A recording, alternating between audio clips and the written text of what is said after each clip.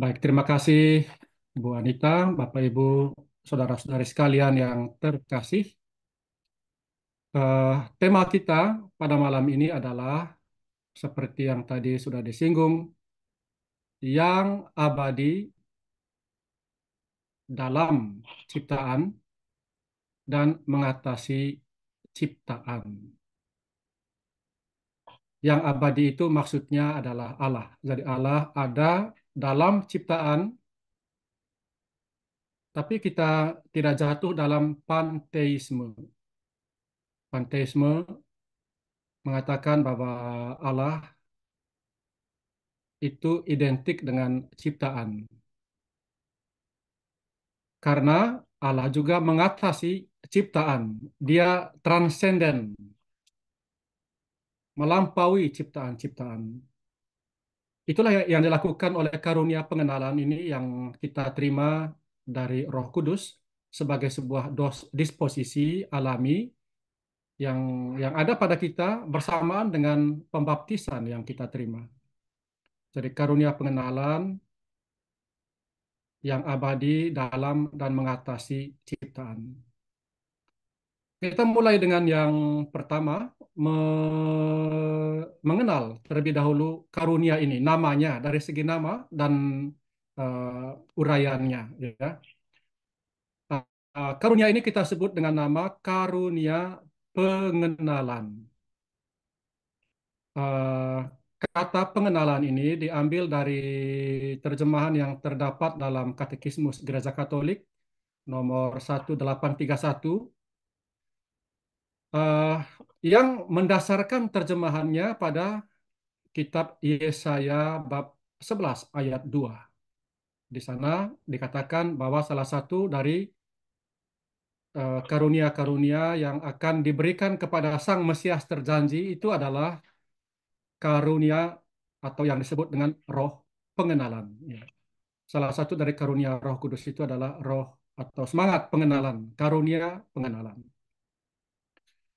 Eh, Namun kita eh, perlu mengetahui bahwa di dalam bahasa-bahasa lain, nama karunia ini menggunakan istilah-istilah yang berbeda dari kata pengenalan yang ada dalam bahasa Indonesia ini.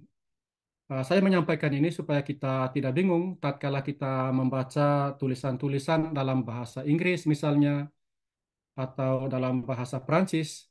Karena di dalam dua bahasa ini yang saya tahu, eh, kata pengenalan ini, karunia pengenalan ini, Yesaya bab 11 ayat 2 ini, atau Katekismus nomor 1831 ini menggunakan istilah yang lain.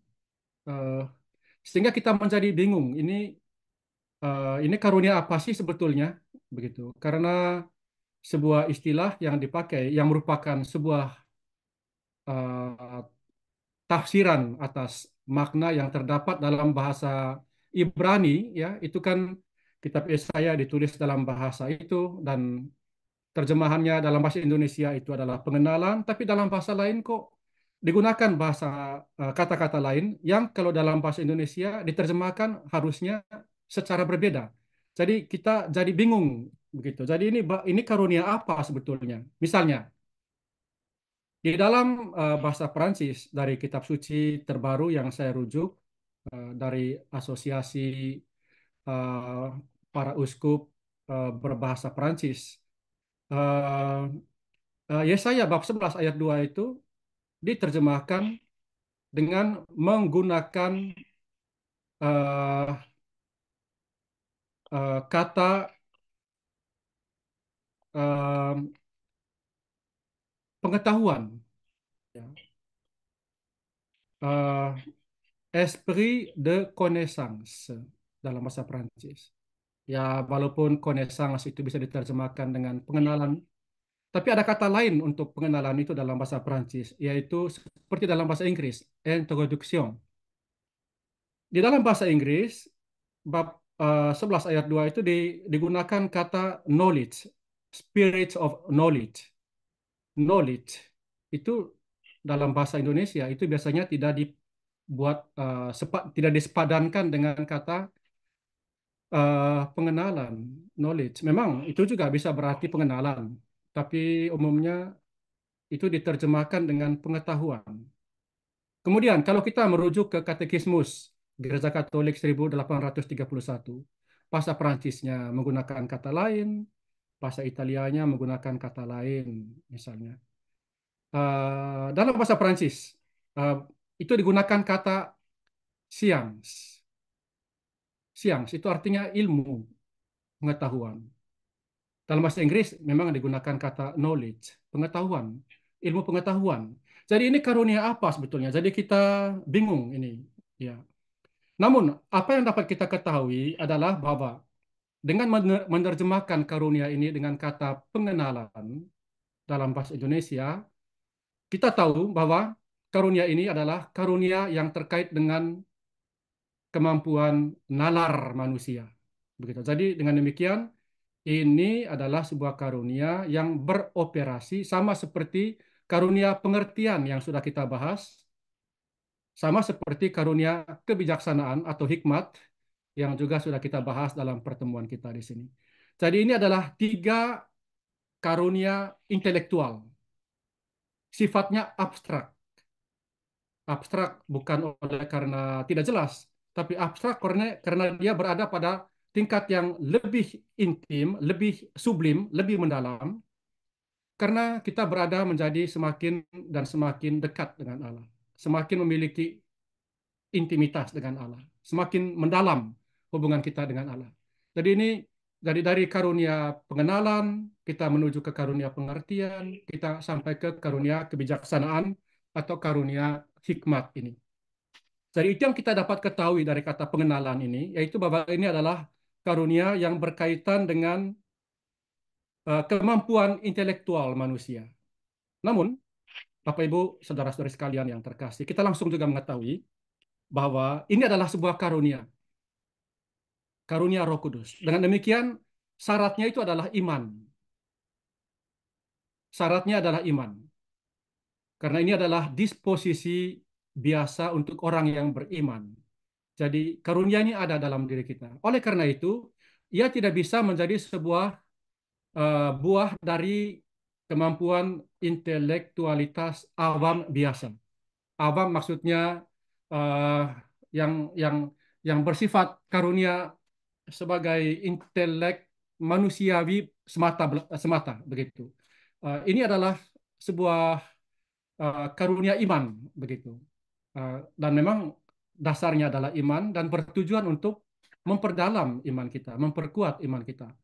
Oleh karena itu, kita dapat mengatakan bahwa akal budi yang memungkinkan pengenalan ini adalah iman. Jadi bukan otak kita, bukan IQ atau intelligence quotient, tapi iman kita itu adalah kemampuan nalar spiritual yang memungkinkan kita untuk mengenal. Begitu. Jadi terjemahan ini punya latar belakang demikian. Jadi ini adalah sebuah karunia yang merupakan hasil dari sebuah interaksi intens, hasil dari sebuah keterlibatan dengan Allah. Uh, Kalau mengetahui itu sesuatu yang sifatnya uh, lahiriah, sesuatu yang sifatnya berjarak, dangkal begitu. Saya tahu, tapi kalau kenal itu lebih mendalam. Itu adalah hasil dari sebuah pergaulan, hasil dari sebuah keterlibatan. Kalau dalam pengetahuan, tahu itu ada distansi, ada jarak untuk menjadi objektif. Di dalam pengenalan, karunia pengenalan, tentu ada juga objektivitas itu. Tapi ia merupakan buah dari sebuah keterlibatan, hasil dari sebuah interaksi, pergaulan.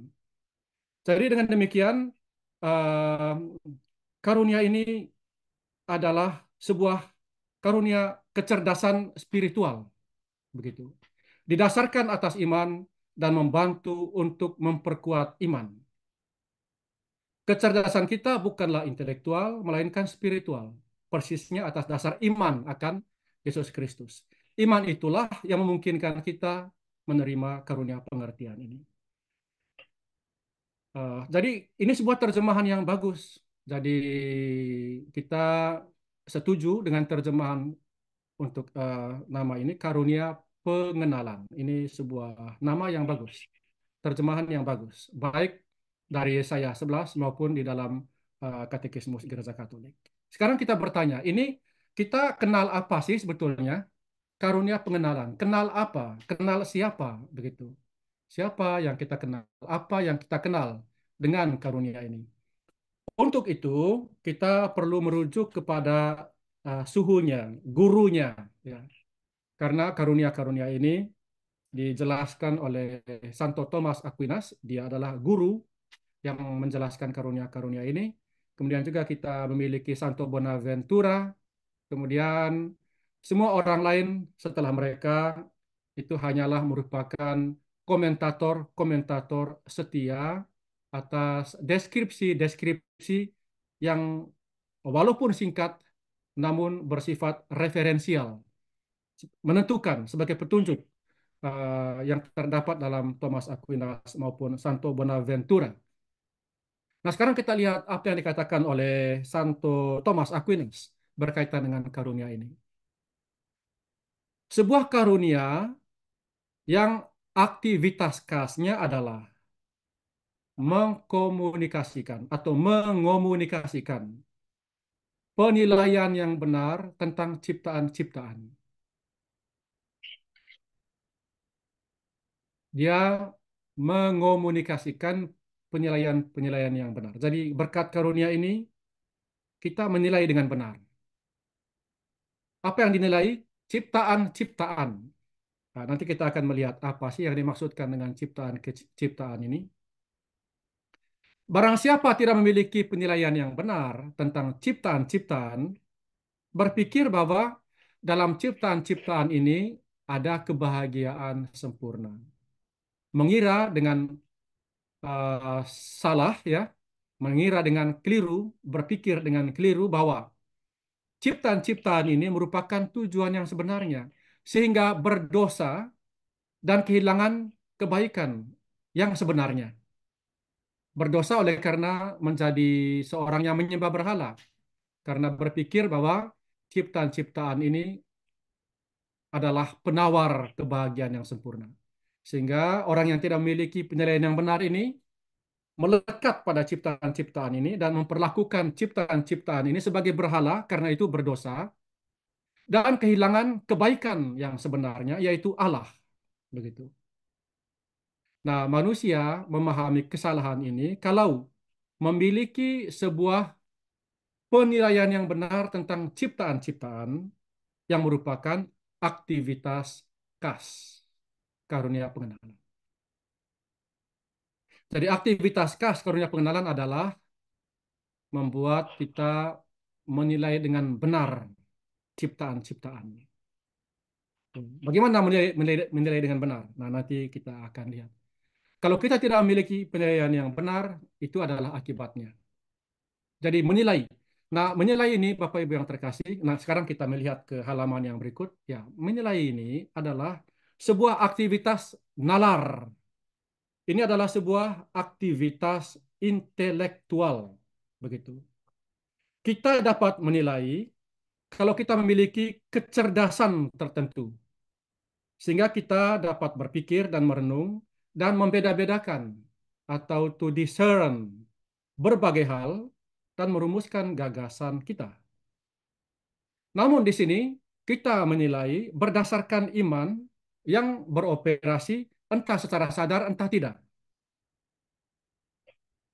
Iman ini mengarahkan penilaian kita. Jadi dengan karunia ini yang kita terima dalam iman, kita menilai realitas. Kita menilai eh, ciptaan-ciptaan begitu. Kita menilai. Untuk menilai ini kita perlu berpikir, kita perlu merenung. Berdasarkan iman itu kita menerima karunia pengenalan ini dan penilaian kita merupakan buah dari interaksi dengan Allah. Jadi ini bukanlah penilaian dari seorang yang berpengetahuan, melainkan penilaian dari seorang yang mengenal, begitu. Ada perbedaan antara pengetahuan dan pengenalan, seperti yang sudah kita dalami tadi. Dalam akal budi kita ada kehausan akan pengetahuan, ada ketertarikan pada ilmu untuk melakukan eksplorasi dan mengantar kepada berbagai penemuan yang mencengangkan. Nah, melalui ilmu pengetahuan ilmiah, kita menilai sesuatu berdasarkan nama, hakikat, hukum yang berlaku dengan akal budi kritis dan penalaran yang bersifat diskursif, begitu. Beserta dengan segala sistematisasinya, begitu. Hal yang sama berlaku untuk teologi. Kalau teologi itu adalah sebuah ilmu, begitu. Sebuah cabang ilmu pengetahuan. Walaupun mensyaratkan iman akan yang adikodrati, akan Allah. Teologi dapat dilakukan oleh seorang yang akal budinya tidak sedemikian dituntun oleh karunia pengenalan ini dalam menjelaskan data-data iman dengan logika dan pikiran kritis. Objek dari iman itu sendiri melampaui dan transenden, yaitu Allah sendiri. Jadi ini Bapak Ibu yang terkasih, kita jangan berpikir tentang karunia pengenalan ini, berpikir tentang para teolog, para ahli teologi yang atas dasar iman melakukan upaya untuk menjelaskan iman itu. Tapi ini adalah sebuah karunia yang dapat diberikan kepada siapapun, bahkan bukan orang yang menjadi teolog secara profesional sebagai sebuah profesi. Semua orang yang dibaptis dapat menerima karunia pengenalan ini. Bukan dapat. Semua orang yang dibaptis menerima karunia pengenalan ini atas dasar pembaptisan yang sudah mereka terima. Nah sekarang bagaimana pengenalan dengan karunia Roh Kudus ini beroperasi? Dia beroperasi bukan dengan menggunakan akal budi diskursif, tapi beroperasi dengan menggunakan intuisi. Begitu. Intuisi itu sering mempunyai logika yang melampaui akal budi atau nalar diskursif. Misalnya, Yesus pergi dengan dua murid ke Emmaus. Tatkala uh, Yesus sedang memecah-mecahkan roti, terbukalah mata kedua murid itu, dan mereka pun mengenal dia. Nah ini karunia pengenalan. Itu nggak ada logikanya di sana. Kita tidak berpikir dengan menggunakan premis-premis. Premis A-nya begini, B-nya begini, kesimpulannya begini. Memang setelah itu mereka berkata, bukankah hati kita berkobar-kobar tatkala dia menjelaskan kepada kita tentang kitab suci? Begitu. Tapi itu terjadi setelah. Dia jatuhkan keputusan dulu. Mereka mengenal, begitu. Kenal. Jadi ada penilaian di sana. Mereka mengenal. Itu adalah sebuah intuisi. Jadi kemampuan instingtif, naluriah, yang otomatis, karena mereka beriman, begitu. Beriman, tapi dalam keadaan demikian, mereka mau rekreasi dulu, mengambil distansi dari segala peristiwa yang sangat menghebohkan pada hari-hari terakhir itu. Yesus yang mereka harapkan menjadi demikian, kok ternyata begini. Bagaimana ini? Jadi mereka ini orang-orang yang beriman, matanya baru terbuka, mata iman mereka, tatkala Yesus memecah-mecahkan roti. Kemudian misalnya lagi-lagi secara instingtual. Yohanes itu di Lukas 24 tadi, kisah para murid yang ke Emmaus. Yohanes 21. Jadi Petrus dan teman-temannya pergi memancing ikan, memancing di danau. Lagi-lagi ini setelah kebangkitan Yesus. Setelah Yesus wafat, ya. Yesus dikatakan bangkit tapi belum menampakkan diri kepada mereka. Jadi mereka pergi ke danau memancing, ya tatkala melihat mukjizat penangkapan ikan itu dan bahwa ada orang-orang yang menyuruh itu sedang membuat perapian di pinggir danau, dan ada ikan juga di atasnya. Yesus, Yohanes berkata kepada Petrus, itu Tuhan, begitu. Itu Tuhan. Jadi itu adalah sebuah intuisi. Tidak ada akal budi diskursif yang berperan di sana, begitu. Tapi intuisi. Oleh karena itu, um, ini kemampuan penilaian ini yang merupakan karunia ini sangat dahsyat. Oleh karena itu, um, kitab kebijaksanaan menggunakan istilah bahwa karunia ini merupakan karunia untuk para kudus. Begitu. Eh, itu di dalam kitab kebijaksanaan bab 10 ayat 10. Kebijaksanaan memperlihatkan kerajaan Allah kepadanya dan memberi dia pengetahuan tentang hal-hal yang kudus, membuatnya sejahtera sebagai hasil jerih payahnya. Memberinya pengetahuan tentang hal-hal yang kudus. Begitu. Jadi ini adalah ilmu para kudus, sebuah karunia yang dianugerahkan kepada semua orang yang dibaptis, ya, untuk dapat mengenal uh, ciptaan-ciptaan ini. Sekarang kita bertanya, apa itu ciptaan-ciptaan yang dinilai oleh orang yang menerima karunia ini? Nah, ciptaan-ciptaan ini, Bapak Ibu yang terkasih, ini adalah terjemahan bahasa Indonesia ya. Uh, dari buku-buku yang saya baca, termasuk dari Santo Thomas tadi itu, istilah yang dipakai adalah kreatif. Persoalannya adalah kata kreatif ini atau dalam bahasa Inggris adalah creature itu bisa berarti ciptaan-ciptaan, itu juga bisa berarti makhluk. Nah, ini bahasa Indonesia eh, menggunakan kata makhluk ciptaan juga kadang-kadang begitu. Jadi yang dinilai ini siapa atau apa sebetulnya. Nah, oleh karena makhluk ini adalah juga ciptaan, jadi kita katakan yang diterjemahkan apa yang dinilai itu adalah ciptaan-ciptaan aja. Jadi dengan demikian termasuk di dalamnya alam ciptaan ini dengan manusia juga begitu. Nah, manusia ini juga menciptakan sesuatu. Oleh karena itu, ada juga komentator yang memasukkan di dalam elemen-elemen yang dinilai dengan karunia ini juga creation. Jadi bukan hanya creatures, tapi juga creation, artinya hasil ciptaan manusia. Jadi itulah yang dinilai. Jadi dengan karunia ini, manusia dapat menilai. Nah sekarang, kita melihat ke poin yang ketiga, yang berikutnya.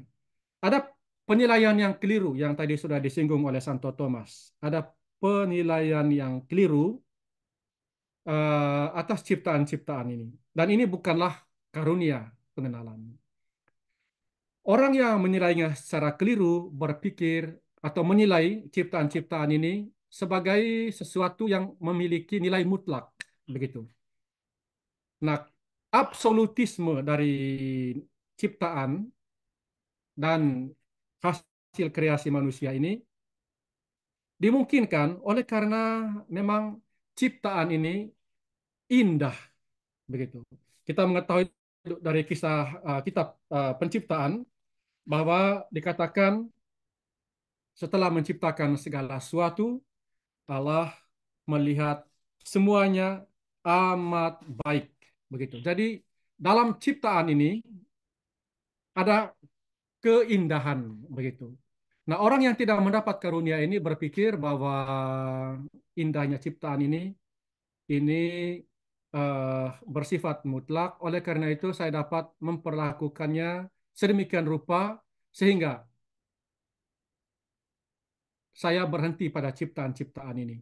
Ciptaan-ciptaan ini, oke, kita lihat yang halaman yang berikutnya. Ada sikap-sikap yang diakibatkan oleh penilaian yang keliru ini.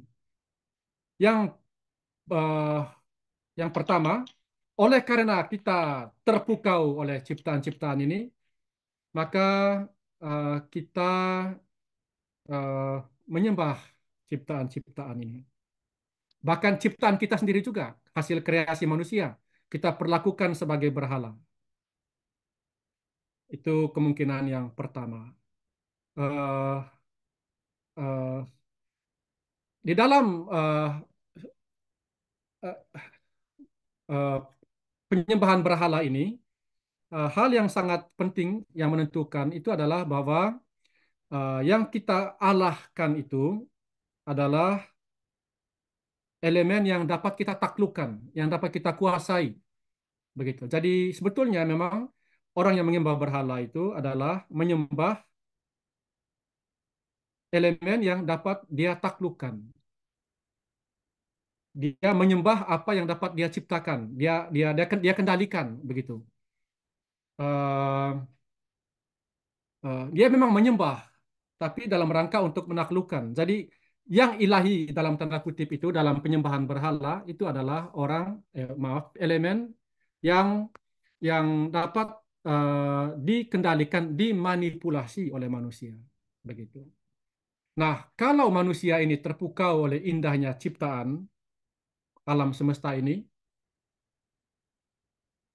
tumbuhan, binatang, manusia juga adalah bagian dari ciptaan, terpukau oleh indahnya hasil kreasi manusia, maka eh, mm, manusia itu bisa memanipulasi ciptaan ini, begitu, berkuasa atas ciptaan.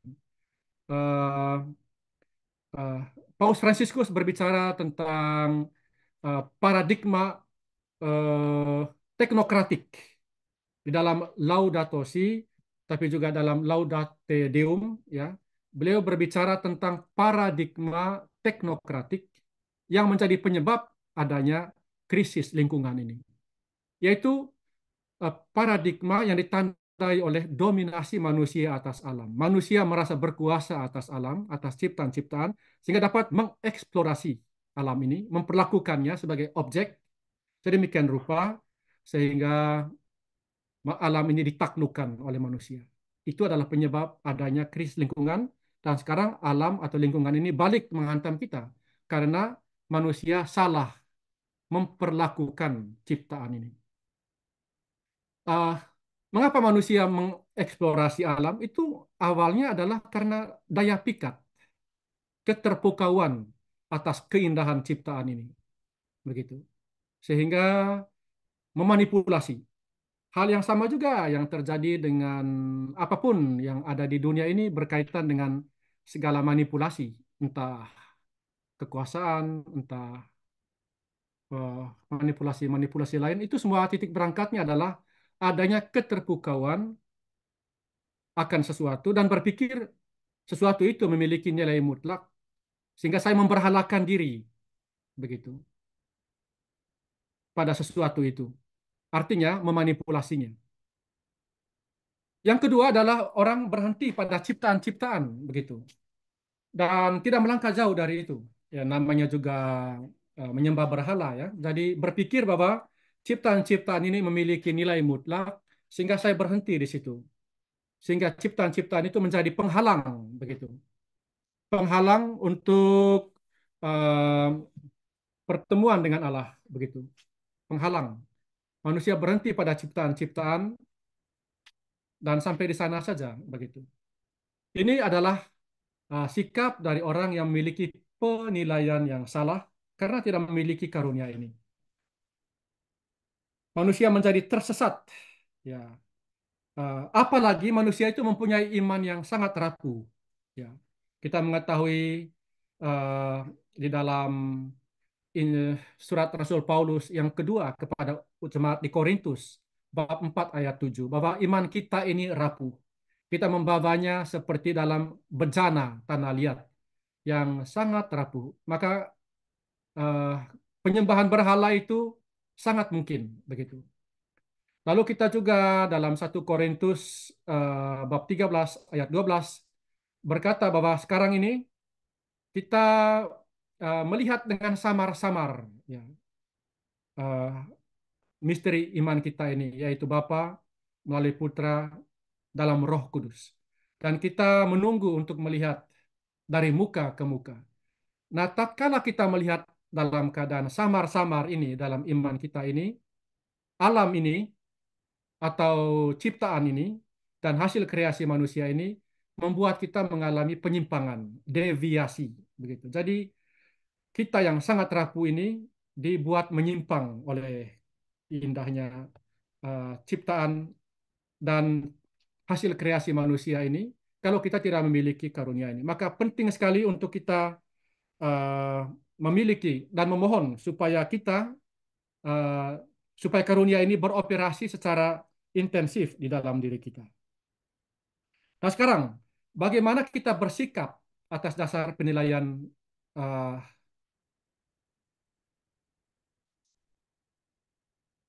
bagaimana kita menilai dengan benar ya, sekarang ini. Poin yang kelima, bagaimana menilai dengan benar ciptaan-ciptaan. Dengan karunia ini, Bapak Ibu, saudara-saudara yang terkasih, hal yang pertama yang dapat kita lakukan berkat karunia ini adalah bahwa kita menyadari, mengetahui, mengalami bahwa ternyata ciptaan dan hasil kreasi manusia ini merupakan cerminan kebaikan Allah. Begitu. Para komentator Thomas Aquinas berkata bahwa uh, ciptaan ini merupakan cerminan kebaikan Allah. Ada jejak keilahian dalam alam semesta ini. Jadi Allah itu ada dalam ciptaan, tapi jejaknya ada di situ. Allah itu tetap transenden, gitu. Maka karunia ini membuat kita berelasi dengan ciptaan, tapi dengan kesadaran bahwa alam ciptaan ini dan hasil kreasi manusia ini hanyalah merupakan pancaran dari kecerdasan dan keindahan ilahi yang transenden. Semuanya itu berasal dari sana, begitu. Maka kita tidak memperlakukan alam ciptaan yang indah ini dan hasil kreasi manusia ini sebagai berhala, begitu. Kita memperlakukannya sungguh-sungguh secara benar, begitu. Yang kedua, Bapak Ibu yang terkasih, eh, sadar akan nilai dari ciptaan-ciptaan ini dan hasil kreasi manusia ini, maka kita juga di hadapan keagungan Allah yang maha tinggi ini, yang menciptakan semua keindahan ini, kita merasa atau menganggap semua ciptaan ini sebagai ketiadaan atau kesia-siaan belaka. Kalau yang pertama, kita dalam bahasa Indonesia ya, eh, kita mengenal sebuah lagu ya, yang indah. Poin yang pertama, tentang ciptaan merupakan cerminan kebaikan Allah. Dalam bahasa Indonesia kita kenal lagu Pelangi-Pelangi. Ya. Pelangi-pelangi, alangkah indahmu, merah, kuning, hijau, di langit yang biru. Pelukismu agung, siapa gerangan, pelangi-pelangi, ciptaan Tuhan. Jadi, ciptaan-ciptaan ini menyingkapkan Allah, karena Allah telah memakaikan mereka pakaian keindahannya. Kita tidak tergoda oleh indahnya ciptaan, tapi kita sampai pada senimannya yang agung. Siapa gerangan? Ciptaan Tuhan. Jadi pelangi yang indah ini adalah ciptaan Tuhan. Untuk poin yang kedua, semuanya merupakan ketiadaan atau kesia-siaan. Kita mendengar dari kitab Pengkhotbah. Kitab Pengkhotbah bab 1 ayat 2 berkata, kesia-siaan belaka, kesia-siaan belaka, segala sesuatu adalah sia-sia. Jadi alam yang indah ini, ciptaan manusia, ciptaan Allah ya, dan segala ciptaan manusia itu adalah sia-sia belaka dibandingkan dengan Allah yang menciptakannya. Begitu. Jadi semuanya sia-sia karena keindahan Allah yang hendaknya orang yang beriman kontemplasikan itu jauh lebih tinggi daripada keindahan alam semesta ini dengan segala isinya. Dan hebatnya segala ciptaan manusia ini yang hanyalah merupakan pancaran percikan-percikan dari keindahan abadi yang mengalir dari sana. Sehingga apa gunanya seorang memperoleh seluruh dunia tapi ia membinasakan atau merugikan dirinya sendiri? Karena itu yang penting adalah hubungan kita dengan Allah. Itu eh, penilaian yang benar atas dasar karunia penciptaan, karunia pengenalan ini. Mohon maaf. Nah, sekarang poin keenam, bagaimana bersikap atas dasar penilaian yang benar atas ciptaan-ciptaan ini. Nah, ini untuk mengulangi apa yang secara sekilas tadi aku singgung, beberapa poin. Sikap yang benar adalah mengkontemplasikan karya-karya Allah. Jadi, indahnya sebuah pemandangan alam tatkala kita berada di sebuah ketinggian, di sebuah gunung misalnya,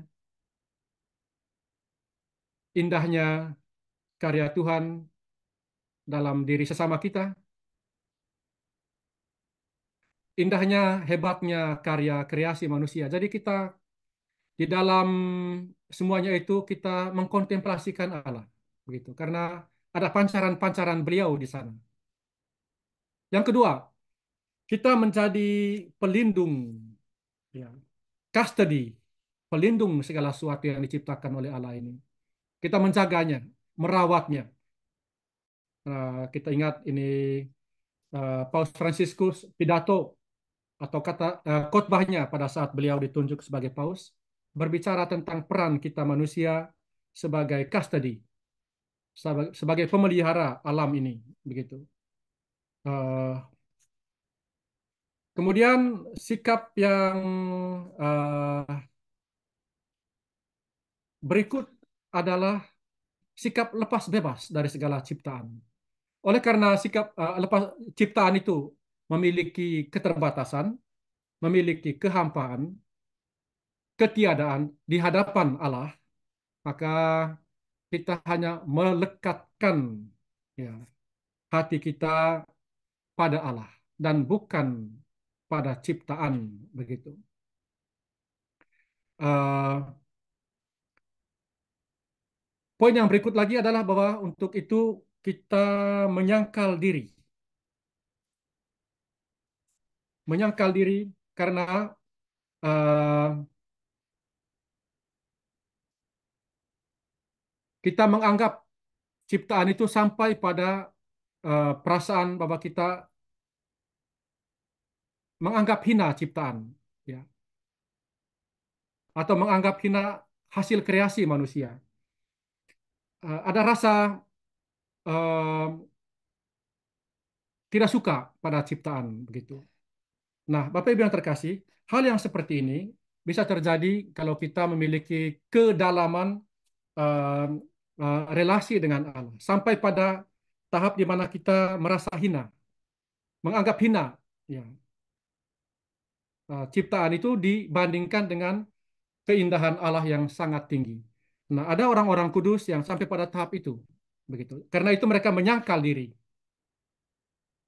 Nah, berkaitan dengan ini, Bapak Ibu yang terkasih, kita melihat contoh-contoh, ya, eh, orang-orang kudus yang memiliki pengalaman yang seperti ini. Kita misalnya memiliki contoh dari Rasul Paulus itu sendiri. Rasul Paulus yang berkata dalam suratnya kepada umat di Filipi bab 3 ayat 8. Malahan segala sesuatu kuanggap rugi karena pengenalan akan Kristus Yesus Tuhanku lebih mulia daripada semuanya. Oleh karena dialah aku telah melepaskan semuanya itu. Itu namanya tadi itu penyangkalan diri. Ya. Karena dialah aku telah melepaskan semuanya itu dan menganggapnya sampah supaya aku memperoleh Kristus. Jadi nilainya Kristus itu sedemikian superiornya dan elevasi jiwa Paulus itu sedemikian tingginya, Rasul Agung ini, sampai dia merasa hina, ya, eh, masih menganggap luar biasa segala kebanggaannya sebelumnya, begitu. Jadi semuanya itu di hadapan pengenalannya akan Yesus Tuhannya ini menjadi sampah. Ini bisa terjadi, Bapak Ibu. Jadi tatkala kita masih memuja-muja apa yang kita capai di dunia ini sebagai sebuah kebanggaan, sebagai sesuatu yang memberi nilai tambah pada diri saya, oke, nggak apa-apa. Kalau itu kita lakukan dalam Tuhan, begitu. Sadar akan beliau sebagai yang menjadi eh, aktor dari semuanya, yang memungkinkan semuanya. Tapi kadang-kadang itu kita lakukan dalam semangat yang eh, terpisah dari beliau. Seakan-akan itu merupakan pencapaian kita sendiri. Nah, disitulah kita sudah masuk dalam apa yang namanya itu vanity. Jadi kesombongan yang sia-sia, begitu, yang tidak berguna. Rasul Paulus sampai pada tahap ini itu menganggap sampah, begitu. Lalu kita melihat Santo Franciscus Borgia. Nah, Santo Franciscus Borgia ini memiliki sebuah pengalaman yang mirip juga dengan apa yang dialami oleh Santo Montfort yang namanya eh, paling bawah ini, ya begitu. Jadi persisnya adalah bahwa Santo Franciscus Borgia ini berada di hadapan jenazah, begitu, bukan jenazah seorang yang tidak penting, begitu, tapi jenazah seorang yang terkenal bangsawan di Spanyol sana, yang hebat dari segi duniawi. Pada saat berada di hadapan jenazah itu, Franciscus Borgia merasa jijik akan segala kehebatan duniawi. Karena semuanya berakhir demikian, begitu, dengan kematian. Tadi mau mengatakan bahwa eh, Allah itu lebih tinggi kuasanya. Itulah yang hendaknya kita, Allah itulah yang hendaknya kita cari dalam hidup. Begitu, bukan segala kesia-siaan duniawi ini. Santo Montfort tatkala dia berada di seminari tinggi di Paris, pada suatu kesempatan dia menjaga jenazah karena memang pada zamannya Santo Montfort di Paris, di Perancis seluruhnya itu ada begitu banyak perang dan kelaparan. Ada begitu banyak orang yang meninggal.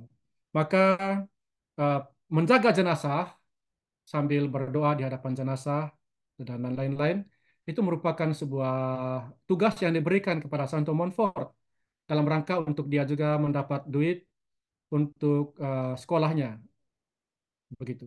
Nah, dia menjaga jenazah dan di hadapan dia ada jenazah dari kaum bangsawan yang terkenal yang hidup dalam segala keduniawian mereka di tengah-tengah kemiskinan yang luar biasa yang dan kemalangan yang luar biasa yang sebetulnya merajai seluruh Perancis, begitu. Tapi ada orang-orang yang hidupnya nikmat dan meninggal, begitu. Nah, di hadapan jenazah yang demikian, Santo Montfort sampai pada tahap di mana dia merasa betapa Allah itu sangat tinggi, begitu. Keagungan Allah di hadapan kemalangan manusia, manusia yang tidak tahu siapa dirinya, begitu. Eh, Melewatkan seluruh hidupnya untuk sesuatu yang sia-sia, begitu. Kita melihat Santo Agustinus. Agustinus, beliau yang luar biasa, sampai pada tahap penyesalan dan berkata, terlambat aku mengasihimu, wahai keindahan yang sudah ada dahulu dan tetap ada. Begitu. Beliau mencari keindahan yang di luar sana, ternyata keindahan itu ada dalam batinnya. Begitu. Yaitu Bapa, Putra, dan Roh Kudus yang beliau terima pada saat pembaptisannya. Santo Fransiskus dari Asisi, dia punya pengalaman akan perjumpaan dengan Allah melalui ciptaan yang indah. Beliau seperti yang kita ketahui menggubah kantik Laudato Si itu yang diterjemahkan di mana-mana, di mana beliau mengajak seluruh ciptaan Allah ini untuk bersama-sama memuji Allah. Santo Yohanes dari Salib, Santo Santa Teresa, beliau-beliau ini juga sampai pada tahap di mana mereka merasa bahwa menderita itu mulia, menderita uh, bagi Allah, menderita bagi Allah itu lebih mulia daripada hidup bersenang-senang, ya, tapi untuk kesia-siaan begitu. Santo Yohanes dari Salib ingin untuk menderita, punya keinginan untuk menderita. Kalau Santo Montfort punya keinginan untuk memanggul salib. Dia mencari salib. Salib artinya tantangan, cobaan, penderitaan dalam hidup. Karena itu semua menjadi sarana batu loncatan untuk sebuah intimitas yang lebih membuat mereka menjadi serupa dengan Yesus, yang juga demikian, menderita. Yohanes dari Salib ingin untuk menderita, mengalami apa artinya dihina demi Kristus. Santa Teresa dari Avila berkata, atau menderita atau mati. Jadi eh, ini dua pilihan yang jelas tidak tidak mengenakan untuk kita yang hidup di dunia ini dengan mentalitas duniawi, tapi beliau atau menderita atau mati. Jadi pilihannya demikian. Jadi bahagianya menderita kalau kita menderita demi Yesus. Demikian Bapak Ibu Saudara-saudari, apa yang akan dikerjakan oleh karunia pengenalan ini dalam diri kita kalau kita membiarkannya beroperasi dengan leluasa dalam diri kita. Jadi karunia ini ada dalam diri kita. Namun apakah kita membiarkannya hidup, menganimasi hidup kita atau tidak? Sebagai penutup saya mengutip dua pernyataan dari Pierre Teilhard de Chardin. Pierre Teilhard de Chardin ini adalah seorang Jesuit, filsuf, paleontolog yang sangat terkenal. Ya, beliau berkata, "Science alone cannot discover Christ, but Christ satisfies the yearnings that are born in our hearts in the school of science. Science will, in all probability, be increasingly impregnated by mysticism." Jadi beliau ini seorang saintifik, seorang ilmuwan, paleontolog, meneliti berbagai elemen ciptaan, batu-batuan dan lain-lain, juga meneliti tentang asal-muasal manusia dengan segala evolusinya. Beliau sampai pada tahap ini, menemukan bahwa di dalam ciptaan-ciptaan ini ada Kristus. Maka orang-orang yang saintifik, yang ilmiah ini sering kali menjadi orang-orang yang paling mistik. Ya. Science will, in all probability, be increasingly impregnated by mysticism. Jadi mengamati alam ciptaan, mengamati bintang-bintang, para ilmuwan ini sampai pada aktor yang memungkinkan semuanya itu. Through the incarnation, God descended. Through the incarnation, God descended into nature in order to superanimate and take it back to Him. Jadi penjelmaan membuat uh, seluruh alam ciptaan ini bermartabat ilahi, sebab Allah mengambil bagian dalam kodrat manusia. Kodrat itu bahasa Indonesianya juga berarti alam, begitu. Kodrat, nature. Nature itu berarti kodrat, itu juga berarti alam. Jadi Allah itu mengambil kodrat, mengambil alam manusia untuk mengangkat manusia ini ke tingkat keilahian. Indah sekali. Nah, sebagai penutup, Bapak Ibu yang terkasih, saya ingin oke, sekarang videonya selesai. Saya ingin menunjukkan sebuah bukan video, maaf, PowerPoint-nya selesai. Saya ingin menunjukkan sebuah video dari seorang yang menderita, namun menghayati penderitaannya dalam iman akan Kristus. Uh, jadi bukan oleh karena dia menderita maka dia bertemu dengan Yesus atau bertemu dengan pewahyuan Kristiani, tapi menghayati imannya itu menghayati penderitaannya itu dalam iman yang sudah dia terima pada saat pembaptisan. Ini indah sekali. Barangkali Bapak Ibu ada yang mengenal Semi Basso atau bahasa Italianya Sami Basso. Beliau ini seorang yang mempunyai penderitaan atau penyakit namanya progeria. progeria itu adalah sakit seorang yang mengalami penuaan dini, begitu. Seorang yang mengalami penuaan dini. Beliau baru berpulang beberapa eh, minggu yang lalu pada usia 28 tahun, tapi seorang yang mempunyai iman yang sangat mengagumkan, bagaimana beliau memahami realitas penderitaannya itu dalam iman, begitu. Eh, ya, ini dia.